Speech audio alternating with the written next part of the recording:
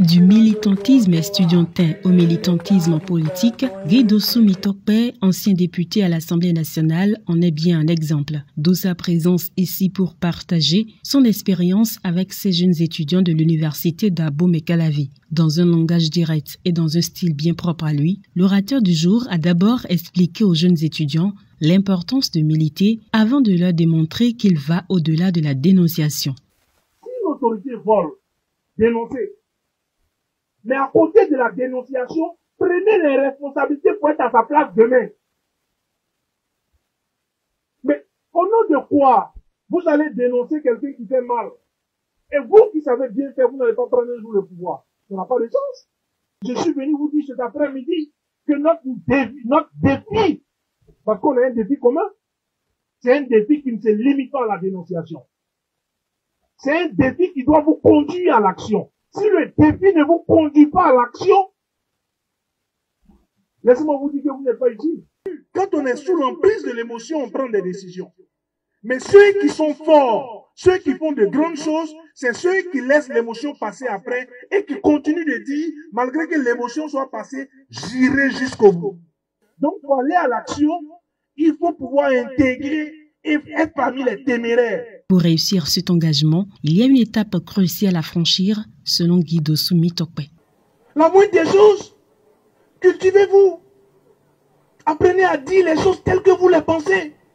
La règle numéro 1 de l'activisme, si vous voulez être un meilleur responsable estudiantin, vous voulez être un bon dirigeant, vous voulez être celui qui monte sur les tables de meeting, qui harangue et la foule applaudit, mais vous devez avoir quelque chose dans la tête. Donc, si vous voulez aller vers cette destinée, si vous voulez un jour, nous sommes en 2022, si le Seigneur nous prête la santé et la vie, en 2042, si vous voulez faire partie de ceux qui vont diriger ce pays, vous devez à partir de maintenant vous instruire. Et mieux vous instruire. Le monde aujourd'hui est une bibliothèque ouverte.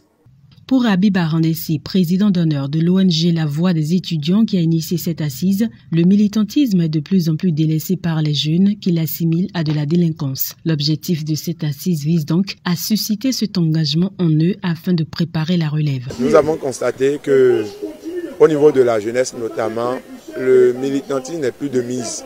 Nous avons remarqué que les jeunes aujourd'hui ne s'engagent plus. Les jeunes aujourd'hui ne militent plus pour des causes. Et tous les problèmes que nous rencontrons aujourd'hui, problèmes de chômage, problèmes de développement, la cause, c'est le manque de militantisme aujourd'hui au niveau de la jeunesse. Si vous ne militez pas, quelqu'un l'a dit, c'est les cancres qui viendront vous diriger. Donc le militantisme est obligatoire. C'est au sein du militantisme qu'on vous apprend l'amour du prochain, qu'on vous apprend à défendre votre patrie, qu'on vous apprend du moins à défendre vos droits. C'est dans le militantisme qu'on vous apprend en réalité à développer votre pays, qu'on vous apprend le patriotisme.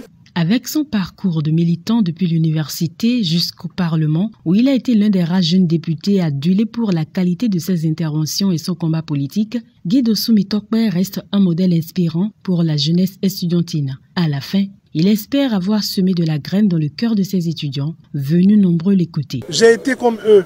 Il y a de cela 20 ans en arrière, j'étais dans les mêmes conditions qu'eux, j'ai connu les mêmes galères qu'eux, j'ai connu les mêmes difficultés qu'eux. Ils peuvent s'accrocher, ils peuvent croire.